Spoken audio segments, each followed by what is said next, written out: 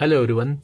Now in continuation with last lecture, that is in last lecture we have seen NCERT in-text question from haloalkanes and haloarenes. We are having the next question 10.5. Draw the structures of major monohalo products in each of the following reactions. इसका मतलब क्या है? आपको जो product मिलेंगे उसमें एक ही halogen होगा. तो पहला रिएक्शन है आपके पास, this is your साइक्लोहेक्सानॉल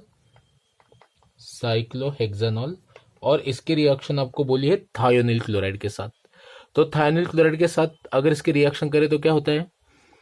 OH gets converted into Cl. So we got here Cl. What is the side product of this reaction? SO2 and HCl. दोनों भी गैस है, दोनों भी वोलाटाइल गैस है. मतलब इस केस में जो आपके बाय प्रोडक्ट्स है वो गैसियस होने के कारण रिएक्शन से एस्केप आउट हो जाएंगे और आपका जो प्रोडक्ट मिलेगा आपको वो प्योर अल्काइल हैलाइड या फिर प्योर क्लोरो डेरिवेटिव मिलेगा. इसका नाम क्या है? इसमें 1-क्लोरोसाइक्लोहेक्सेन और क्लोरोसाइक्लोहेक्सेन, और it is also called as cyclohexyl chloride. What is the name? Cyclohexyl chloride. अब ये जो नेक्स्ट रिएक्शन है ये bromination in presence of light radiation है. तो याद रखना है, अगर लाइट रेडिएशन बोला है और ब्रोमिनेशन बोला है इसका मतलब साइड चेन पे हमेशा ब्रोमिनेशन होगा. साइड चेन के भी किस कार्बन पे हो सकता है? जो कार्बन बेंजीन पे को अटैच है उसको हम बेंजिलिक कार्बन बोलते हैं. उसी बेंजिलिक कार्बन पे ये फ्री रेडिकल ब्रोमिनेशन होगा. इसका रीजन क्या है? फ्री रेडिकल ब्रोमिनेशन में हमेशा रेडिकल जनरेशन होता है. और कौन सा रेडिकल बनता है रिएक्शन में? हमेशा जो बहुत ज्यादा स्टेबल है. हमें पता है benzylic radical is exceptionally stable, so we can say that bromination will occur at the benzylic carbon, that is CH2 carbon. मतलब इस कार्बन का एक हाइड्रोजन ब्रोमीन से रिप्लेस होगा और हमें जो प्रोडक्ट मिलेगा वो प्रोडक्ट मिलेगा यहाँ पे CH हाइड्रोजन ब्रोमीन से रिप्लेस हुआ, इस साइड पे CH3 है, इस साइड NO2 है. तो इसका नाम क्या आएगा? This is the first position 1 2 3 4. 4 पे एक ग्रुप है उसके ऊपर फिर से सब्स्टिट्यूएंट है तो इसको भी नंबरिंग करेंगे हम 1 2. तो at 4 position I am having this ethyl group जिसके फर्स्ट पोजिशन पे ब्रोमीन है.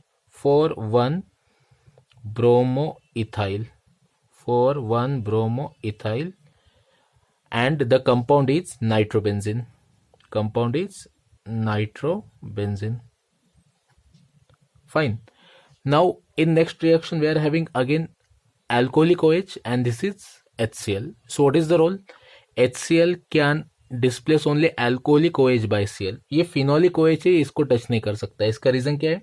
इसकी जो लोन पेयर है ये रेजोनेंस में इन्वॉल्व है. मतलब ये जो फिनोलिक ग्रुप है ये रिएक्शन के लिए अवेलेबल नहीं है, या फिर ये जो OH ग्रुप है वो रिएक्शन के लिए अवेलेबल नहीं है. ये OH आइसोलेटेड है, ये बेंजीन को डायरेक्टली अटैच नहीं है, मतलब ये रिएक्शन के लिए फ्रीली अवेलेबल होगा. तो क्या होगा? ये H और OH बना के H2O बनाएंगे एज अ साइड प्रोडक्ट और जो OH है वो Cl से रिप्लेस हो जाएगा और हमें जो प्रोडक्ट मिलेगा उसमें एक होगा CH2Cl और यहाँ पे OH. तो 4 पोजिशन क्लोरोमिथाइल ग्रुप है ये. इस ग्रुप को क्या बोलेंगे? क्लोरोमिथाइल. और ये इतना जो पूरा मॉलिक्यूल है वो फिनॉल है तो इसको बोलेंगे 4 chloromethyl, 4 chloromethyl phenol, 4 chloromethyl phenol. अभी नेक्स्ट रिएक्शन में HI की रिएक्शन डबल बॉन्ड के साथ होगी. इसको बोलेंगे हम हाइड्रोहेलोजनेशन ऑफ अल्किन्स. तो हमेशा रिएक्शन कैसे होती है? According to Markovnikov's rule. Markovnikov's rule क्या बोलता है? जिस कार्बन के पास ज्यादा हाइड्रोजन है उसके पास हाइड्रोजन जाएगा, जिसके पास कम हाइड्रोजन है उसके पास हैलोजन मतलब आयोडीन जाएगा. तो इस वाले कार्बन के पास एक हाइड्रोजन है, इस वाले कार्बन के पास 0 हाइड्रोजन है, मतलब यहाँ पे हाइड्रोजन अटैच नहीं होगा. इस वाले कार्बन पे हाइड्रोजन अटैच होके जो प्रोडक्ट है वो हमें मिलेगा. यहाँ पे हाइड्रोजन है, डबल बॉन्ड अभी सिंगल बॉन्ड में कन्वर्ट होगा, यहाँ पे CH3 है और ये आयोडीन भी इसी वाले कार्बन को जुड़ जाएगा. तो इससे क्या मिला हमें?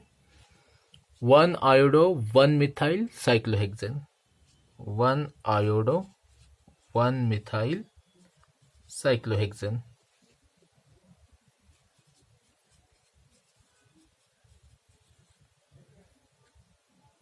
So the next molecule is ethyl bromide reacts with sodium iodide. तो ये रिएक्शन फिंकेल्स्टन रिएक्शन है जहां पे क्लोरो और ब्रोमो आयोडो से रिप्लेस हो जाते हैं और इस रिएक्शन में हमारे पास एक सॉल्वेंट होता है, उसे बोलते हैं dry acetone. That is dry acetone. वो दिया नहीं है, आपको लिखना है. तो क्या होगा, ब्रोमीन आयोडीन से रिप्लेस होके क्या बनाएगा प्रोडक्ट, CH3CH2I, और साइड प्रोडक्ट बनेगा इसका NaBr. What we got here, ethyl iodide. What is the product? Ethyl iodide. In the next reaction, it is the bromine in presence of light. मतलब ये free radical bromination है. मैंने बताया है आपको फ्री रेडिकल ब्रोमिनेशन हमेशा किस carbon पे होता है, जहां पे रेडिकल स्टेबल होगा.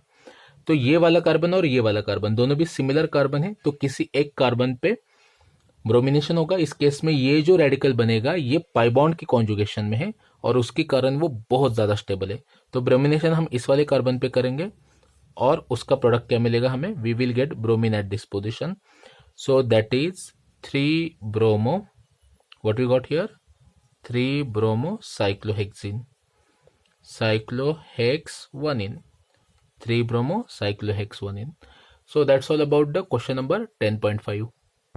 So now next question is 10.6, that is arrange each set of compounds in order of their increasing boiling point.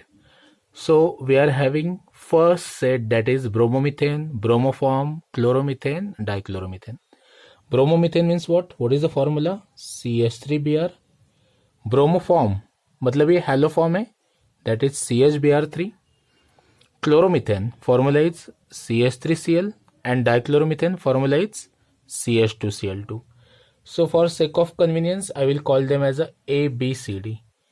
Now इस चीज में आपको क्या याद रखना है, as number of halogen atom increases and if number of carbon atoms are same in the given molecule, then number of halogen atom increases means molar mass increases. अगर molar mass बढ़ रहा है तो बॉइलिंग पॉइंट भी बढ़ेगा. तो सबसे ज्यादा मोलर मास हमें ऑप्शन बी में है, तो इसका बॉइलिंग पॉइंट सबसे ज्यादा होगा क्योंकि वहां पे 3 ब्रोमीन एटम है.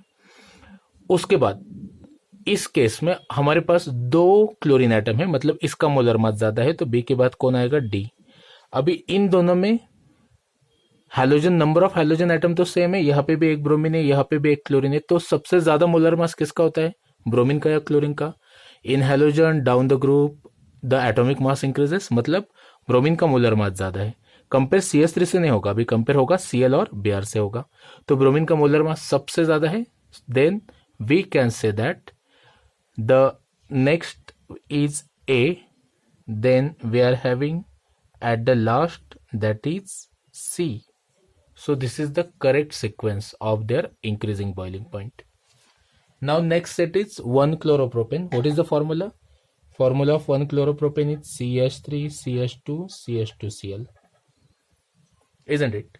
Then we are having isopropyl chloride. What is isopropyl chloride? In isopropyl chloride we are having Cl at the second carbon atom, and at the last 1-chlorobutane, CH3, CH2, CH2, CH2Cl. I told you if the number of atoms are more in the given molecule, its boiling point will be higher. I will call this as a A, this as a B, this as a C. So इस case में सबसे ज्यादा carbon atom है, so I can say that इसका molar mass सबसे ज्यादा है, तो C का बॉइलिंग पॉइंट सबसे ज्यादा होगा. अभी इन दोनों में ब्रांचिंग जितनी ज्यादा होगी उतना बॉइलिंग पॉइंट कम होगा. तो ये ब्रांच है, ये ब्रांच नहीं, ये स्ट्रेट चेन है. तो उसके बाद कौन आएगा, ए आएगा, और सबसे फाइनली हमारे पास होगा बी. इस केस में सबसे ज्यादा कार्बन है, इसका मोलर मास इस मॉलिक्यूल का ज्यादा है, इसलिए बॉइलिंग पॉइंट ज्यादा होगा. इन दोनों का मोलर मास सेम है, ये आइसोमर्स है एक दूसरे के, पर जहां पे ब्रांचिंग बढ़ती है वहां पे बॉइलिंग पॉइंट डिक्रीज होता है. तो ये अनब्रांच है, ये ब्रांच है, तो अनब्रांच वाले का boiling point that is A का ज्यादा होगा as compare to B. So that's all about the boiling point of these compounds. So thank you so much. Have a nice time. Take care.